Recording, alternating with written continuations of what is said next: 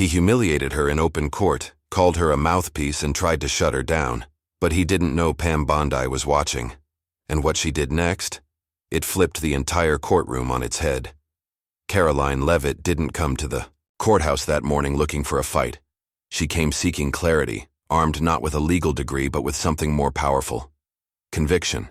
She was barely in her 30s, yet she carried herself with the kind of quiet determination that made people stop and take notice. Her role today wasn't glamorous. She wasn't testifying before Congress or appearing on a national news panel. She was simply standing up on behalf of everyday citizens who felt their voices had been drowned out by bureaucracy, by loopholes, by silence.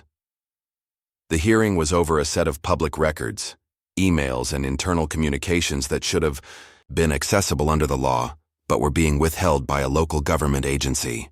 The documents weren't just lost in red tape, they were hidden, and Karoline's team had the receipts to prove it. But the stakes weren't just legal, they were deeply personal. The citizens she represented were veterans, retirees, working class, families, people who believed they had a right to know how their communities were being managed. And Karoline, the daughter of a retired firefighter and a public school teacher, carried that responsibility like a badge of honor. As she entered the courtroom, there was a stillness in the air, the kind that settles over places where power resides. The gallery benches were mostly empty, just a couple of local journalists with notepads in their laps, a few bored interns scrolling their phones, and one woman sitting alone in the back row. Pam Bondi. Most wouldn't have noticed her, dressed in black slacks and a modest blazer, hair tied back in a low bun. But if you knew who she was, you knew that her presence was never accidental. She was there for Karoline, not in an official role, but in quiet solidarity. Bondi had taken a mentorship interest in Karoline after watching her speak at a civic leadership summit 2 years earlier. And when she heard about the case, she'd quietly booked a flight, sat in on the briefings, and taken her seat in the gallery like just another observer. She didn't announce herself. She didn't need to. For Karoline, just knowing someone like Bondi believed in her was enough to steady her hands when she placed her notes on the podium. The judge presiding over the case had a reputation: old school, hardliner, sharp on procedure, and known for tolerating very little from non-lawyers in his courtroom. But Karoline wasn't there to challenge the law. She was there to honor it.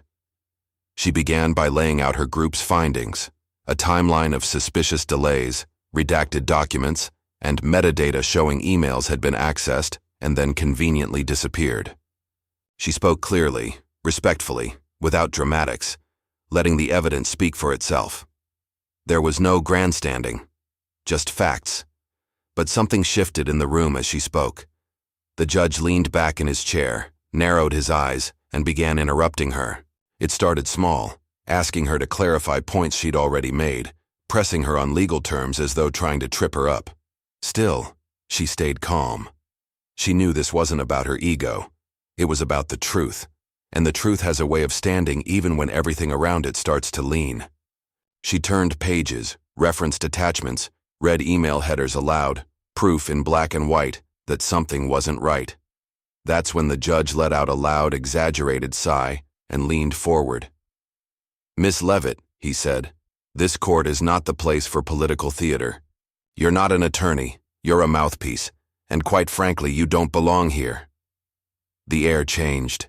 There was a silence so deep you could hear the buzzing of the fluorescent lights. Karoline stood frozen for a moment, her mouth slightly open, her hands motionless on the podium. You could see it on her face. Not just the sting of disrespect, but the weight of knowing she was being dismissed, not because her facts were wrong, but because someone didn't like that she was right. From the back row, Bondi didn't flinch. She simply folded her arms and waited. This wasn't the first time she'd seen a man in power try to shrink a woman down to silence, and she knew that Karoline, though shaken, would not back away.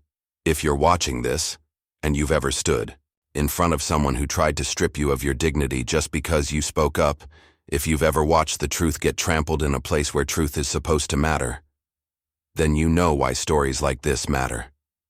Here on this channel, we don't just share headlines. We bring you real moments where integrity collides with injustice.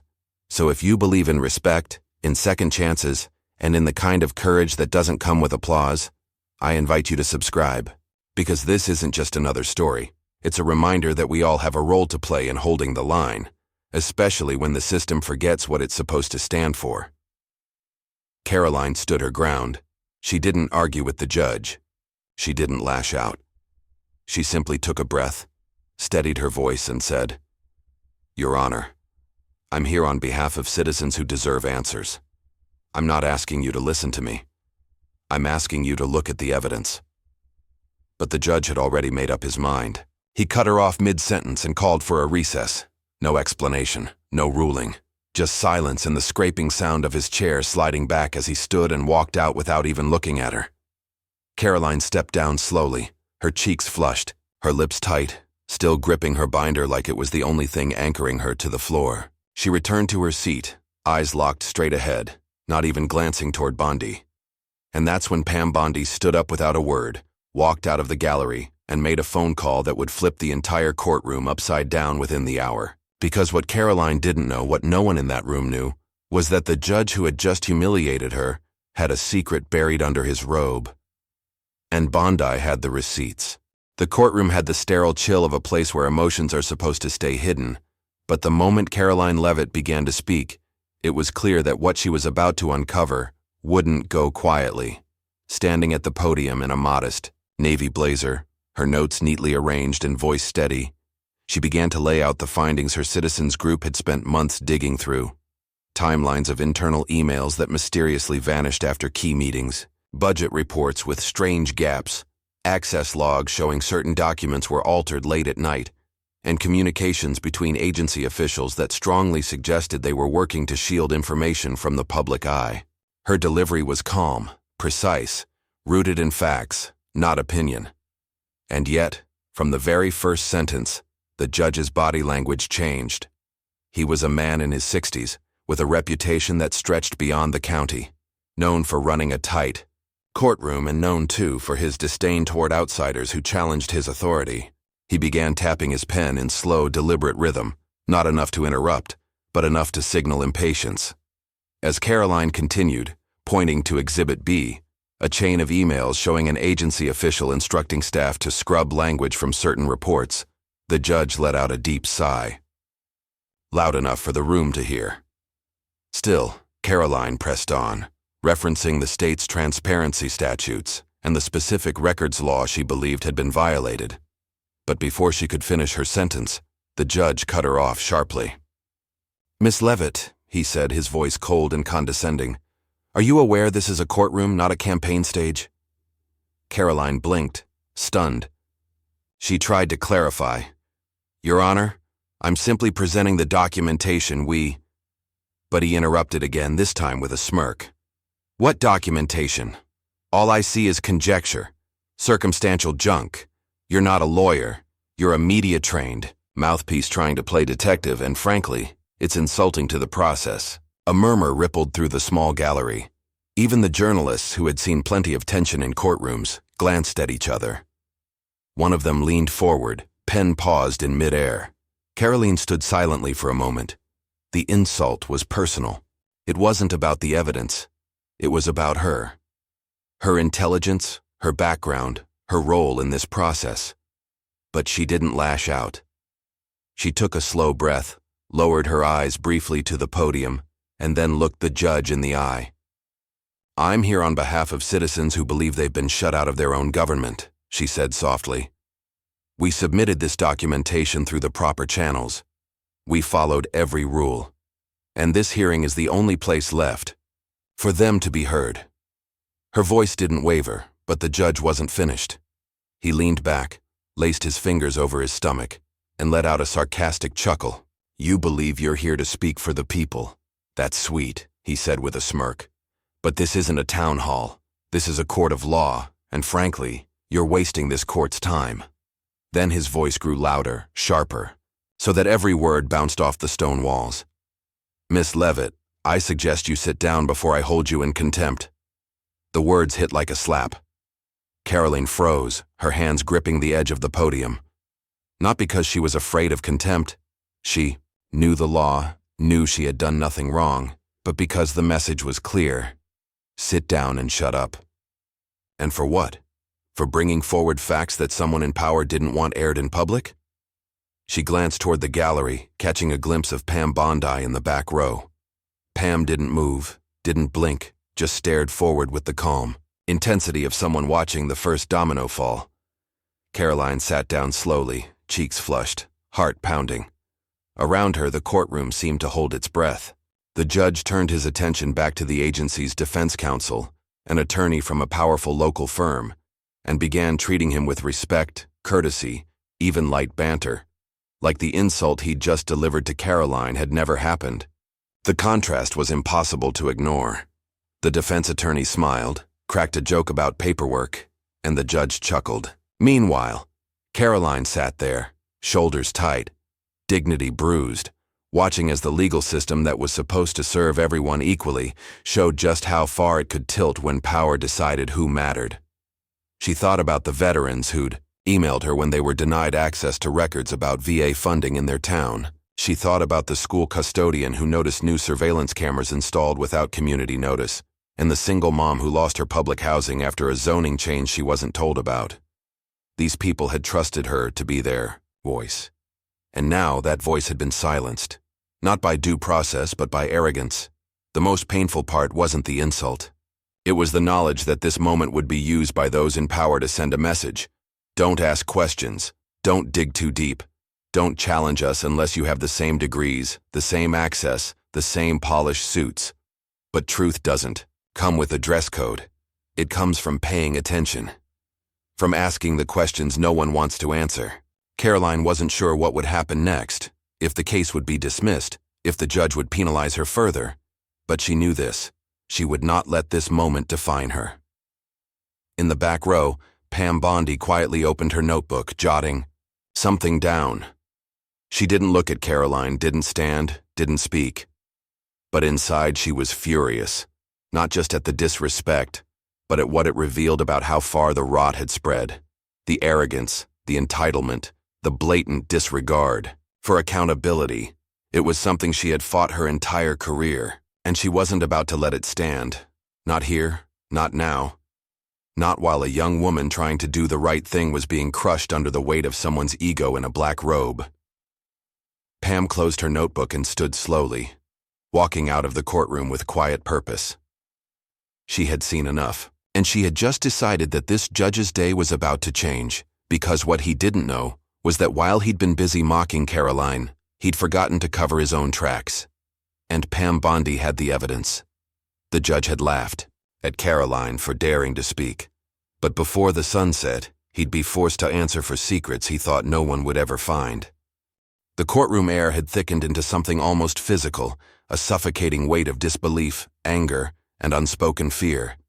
Karoline sat down slowly, but her mind was racing faster than her pulse. She tried to steady her hands on the table, but the humiliation lingered like a fresh bruise. Her notes, once methodically organized, now looked like scattered debris. The judge didn't even give her the courtesy of acknowledgement as he shuffled papers and coldly announced, "This court finds no substantial basis for the claims presented. The matter is hereby dismissed." Just like that. No deliberation. No consideration of the documents she'd spent months helping her team uncover. The journalists in the gallery exchanged stunned looks, their pens frozen mid-sentence. It wasn't just a loss. It was a slap in the face to every person who'd trusted Karoline to carry their truth into that room. In the silence that followed, it felt like justice itself had been escorted out of the building. But then, something shifted. From the back of the courtroom, the sound of a single chair sliding back echoed with eerie clarity. Pam Bondi, composed but fierce, stepped forward. She walked with purpose, her heels clicking across the polished floor like a metronome counting down to judgment. All eyes followed her. She didn't need to raise her voice. When Pam Bondi spoke, people listened. "Your Honor," she said, her tone unwavering. "Before you adjourn these proceedings, I believe this court and the people deserve to know the full truth." The judge blinked, confused and suddenly less confident. "Excuse me?" he said, as if he hadn't quite heard. But Pam wasn't asking. She was asserting. "I have reason to believe," she continued, "that you've made rulings today under a serious conflict of interest. Gasps rippled across the room like a wave. Even Karoline looked up, eyes wide. The judge tried to scoff, to wave her off with a dismissive gesture, but the tremor in his hand betrayed him. Pam calmly opened the folder she'd been carrying and handed it to the bailiff, who instinctively looked to the judge before taking it. "Contained in this folder," she said loud enough for all to hear, "are documents and financial disclosures showing that your brother-in-law sits on the board of the agency under investigation. This relationship was never disclosed to the court, nor to any party in this proceeding." The judge's mouth opened, but no words came out. Pam continued. "Furthermore, those records suggest financial entanglements that could directly influence your impartiality, including recent transfers of funds connected to a shell company registered in his name. Funds traced back to contracts issued by this very agency." The courtroom was no longer just a room. It had become a battleground. The judge turned a pale shade of gray, sputtering, This is outrageous. You have no standing here." But his words lacked force, sounding more like desperation than authority. Karoline could barely breathe. The same man who had belittled her, mocked her, and tossed out her work without a second glance was now visibly unraveling. The court clerk, after a brief whispered exchange with the bailiff, left the room swiftly. Moments later, 2 judicial inspectors entered, followed by a representative from the chief administrative judge's office. They were solemn, professional, and unmistakably serious. The judge stood, knocking over his water glass in the process. "This is a mistake," he barked. "I will not be accused in my own courtroom." But even his voice had lost its edge. He looked around for support, but there was none. No one would meet his eyes. Even the defense attorney who had benefited from his bias was suddenly preoccupied with his briefcase, distancing himself from the sinking ship. The inspectors quietly asked the judge to step into chambers for a preliminary review. He resisted, at first loudly, then meekly, his face crumpling in disbelief as the reality of the situation set in. The same bench he'd used to assert his dominance was now the platform of his downfall. Karoline watched, numb and dazed, as the man who had made her feel so small was now fumbling to explain himself. The shift was surreal. She hadn't expected this. Not today. Not like this. Pam didn't say anything more. She simply returned to her seat, her expression unreadable, but the fire behind her eyes unmistakable. Karoline looked at her, silently, mouthing, "Thank you," but Pam gave only the faintest nod. The journalists were scrambling now, phones out, notebooks flying, trying to capture what had just turned into a seismic moment in local legal history. But amid all the noise, Karoline could still feel the sting of being dismissed, the ache of being treated as an inconvenience rather than a voice for the unheard. It didn't go away just because the judge was cornered. It stayed with her, the bitter taste of what it felt like to be disrespected not just personally, but on behalf of everyone she represented. Even though the tide had turned, she felt the burden of how close justice had come to being buried.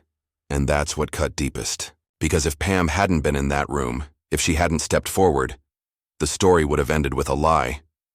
The truth was almost silenced. And that thought stayed with her, heavier than anything the judge had said. As the judge was escorted out for questioning, someone in the gallery whispered, "It's about time." And a quiet murmur of agreement followed, but Karoline didn't smile. She just sat there, her back straighter now, as if reclaiming a piece of the dignity she'd nearly lost. And yet, even in the silence that followed, she couldn't shake the feeling that this was just the beginning.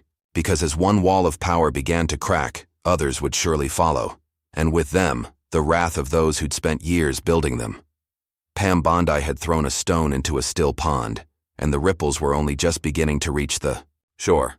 The room that once stifled Karoline with condescension and control now felt like a storm breaking open, not violent, but cleansing. The judge, the very embodiment of authority just moments ago, stood in a suit that now seemed to sag under the weight of accountability. Beads of sweat gathered along his forehead as he tried to maintain the brittle illusion of composure. "It was a misunderstanding," he said, voice faltering. "A distant family connection, nothing more." But even as he spoke, his eyes kept darting toward the bailiff, toward the investigators, toward the folder in Pam Bondi's hands that now felt heavier than a gavel. The courtroom, so recently a cage for Karoline's truth, had transformed into a crucible where power was finally being tested, burned, and reshaped. Pam didn't need to raise her voice or show anger. Her presence alone made the room quieter, more honest. She stood like a lighthouse, unmoved in the chaos, her silence saying everything. One of the investigators held up a document as the judge sputtered on, an email chain tied to a luxury golf trip paid for by a vendor closely linked to the agency Karoline had been investigating. Another inspector flipped through bank records showing campaign donations laundered through shell companies connected to board members. These weren't coincidences, they were patterns, and they painted a picture that not only disqualified the judge from ruling in this case, but implicated him in a larger, dirtier system of influence and favoritism. No one in the room said it out loud, but the implication hung in the air. This wasn't just bad judgment, this was corruption. Karoline watched it unfold like someone waking from a nightmare. For so long she had doubted herself, questioned if she was really seeing what she thought she saw, but now the truth stood naked, undeniable, and she was still standing.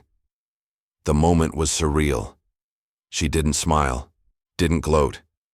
There was no triumph in watching someone fall from grace, even when they'd tried to rob her of her own.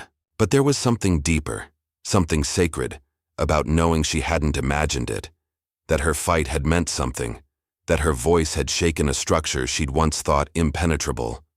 The judge, now flanked by two investigators, was asked to leave the bench. He tried to protest again, but this time his voice was hollow, powerless. As he stepped down, the gallery was dead silent, not out of fear, but awe. No one clapped, no one cheered, but something fundamental had shifted. The fear that had filled the courtroom before, the fear of speaking, of being dismissed, of challenging power, was gone. In its place was something older, deeper, respect for truth. The chief administrative judge issued an immediate order to vacate the dismissal and reassign the case. Within minutes, the court clerk returned with a new docket entry, and a fresh judge, one without ties to the agency or its board, was named to oversee proceedings. It was official. The case Karoline had spent months building was alive again, and this time it would be heard without prejudice. Reporters poured out of the courtroom, sprinting to vans and phones, the sound of live broadcasts echoing down the marble hallways. Cameras swiveled as Karoline and Pam emerged, side by side, not with swagger, but with quiet determination. The sun had begun to break through the clouded sky outside, and Karoline could feel its warmth on her face like a blessing, not just from nature, but from the arc of something greater. Justice slowly, painfully bending in the right direction. As microphones were thrust toward them, Karoline didn't grandstand. She didn't recount the insults or the mockery. Instead, she said only this: "Today was never about me. It was about truth, and truth doesn't go away just because someone powerful doesn't want to hear it." Her voice was steady, humble.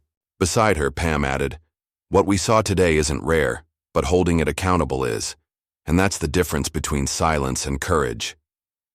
The footage of that moment hit national airwaves within hours. It wasn't just local news anymore. Karoline's story struck a chord because it was familiar, because so many people had sat in rooms like that, feeling voiceless, dismissed, patronized. And here was a young woman standing up not just to a bad ruling, but to a broken system, and not alone. She had help, she had backup. She had someone like Pam Bondi who understood the weight of power and had chosen to wield hers in defense of integrity, not status. That image, of the two women walking out of the courthouse into the sunlight, became a symbol of something people were hungry to believe in again. In the days that followed, the fallout grew. The judge was suspended pending a full investigation. The agency Karoline's group had targeted was subpoenaed for financial records, and 2 board members resigned quietly within 48 hours. Other whistleblowers began coming forward, emboldened by what they saw. It was as if a door had opened that couldn't be shut again. For Karoline, the whirlwind didn't end there. She began receiving invitations to speak, not about politics, but about persistence, about what it means to keep showing up when the doors are closed and the voices are loud and cruel. She never claimed to be a hero. In every interview, she redirected the praise. "I just told the truth," she would say, "and someone happened to be listening." But anyone who had seen her in that courtroom knew it was more than that. She had stood firm when it mattered most. And for thousands watching, especially those who had once believed their voice didn't matter, that meant everything. As she sat at her kitchen table one night, long after the cameras had gone and the headlines had quieted, Karoline opened a letter from an older veteran who had watched her story unfold. "You reminded me what honor feels like," it read. "You reminded me why we fight." She held the letter close, tears quietly tracing the lines of her face. Because in the end, it wasn't about victory or headlines. It was about dignity. About reclaiming something that had been taken and offering it back to others who needed it too.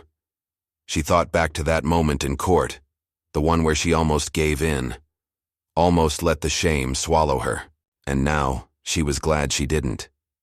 Because sometimes justice doesn't come in thunder or fire.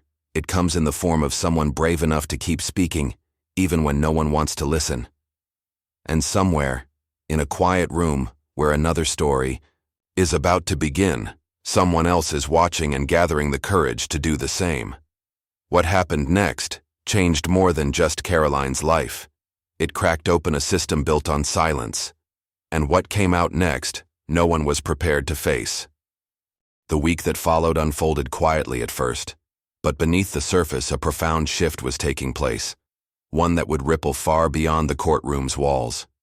The judge who had so openly scorned Karoline Leavitt, the woman whose only crime was speaking truth to power, was now formally suspended pending a full, thorough investigation into his conduct and undisclosed conflicts. The agency that had been the focus of Karoline's group's painstaking research suddenly found itself under the unforgiving light of a comprehensive audit, forced to account for years of hidden dealings and unanswered questions.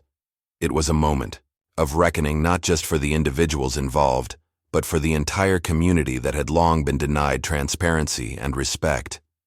Karoline, once just a determined voice in the crowd, had transformed into a beacon of resilience and integrity, a symbol of what can happen when you refuse to back down in the face of injustice. Her courage had been tested in the harshest way possible, yet she had endured, not by fighting fire with fire, but by standing steady in the truth she carried. Pam Bondi's role in all this was more than a footnote. It was a reminder that real power lies in principle, not position. She stepped forward not to take credit, but to remind the nation what it means to serve justice authentically, to wield influence responsibly. Their partnership, unexpected yet powerful, resonated deeply with people who had grown weary of seeing the powerful walk away unscathed, while ordinary citizens were silenced or ignored. What captivated the public was not just the scandal or the fall of a judge, but the deeper truth that justice, when pursued with unwavering dignity, can prevail. The story went viral not because of sensationalism, but because it reflected a longing for fairness and accountability that many had felt, but few had witnessed realized. In a time when cynicism about institutions runs high, this moment restored a flicker of faith. Karoline's ordeal and eventual vindication taught a lesson that goes beyond the courtroom, that dignity is not given. It is claimed through persistence, integrity, and the courage to speak when silence feels safer. And accountability, no matter how slow or difficult, is not a guarantee but a promise worth fighting for. As the dust settled and news cycles moved on, those who followed her story were left with something quieter, yet more profound than headlines. A reminder that standing up for what is right is rarely easy, but always necessary. The legacy Karoline began wasn't just about one case or one courtroom drama. It was about rekindling a fundamental truth that resonates deeply with anyone who has ever felt overlooked or underestimated. That truth and justice are not the property of the powerful. They belong to all of us. And sometimes, the most powerful thing you can do is simply refuse to be silenced. The weight of that quiet strength lingers long after the story ends, whispering this: integrity is not a spotlight, but a steady light that guides us through the darkest trials, and that light can never be dimmed by fear or insult. If there's one thing to take away from Karoline's story, it's this. True strength isn't about never facing challenges or insults. It's about standing firm in your dignity and speaking your truth, even when the odds are stacked against you. Justice may be slow and the fight may be hard, but integrity always matters, and accountability is possible when we refuse to stay silent. If you believe in standing up for what's right and want to hear more stories about courage, truth, and resilience, make sure to subscribe and join this community. Together we can keep shining a light on the things that matter most.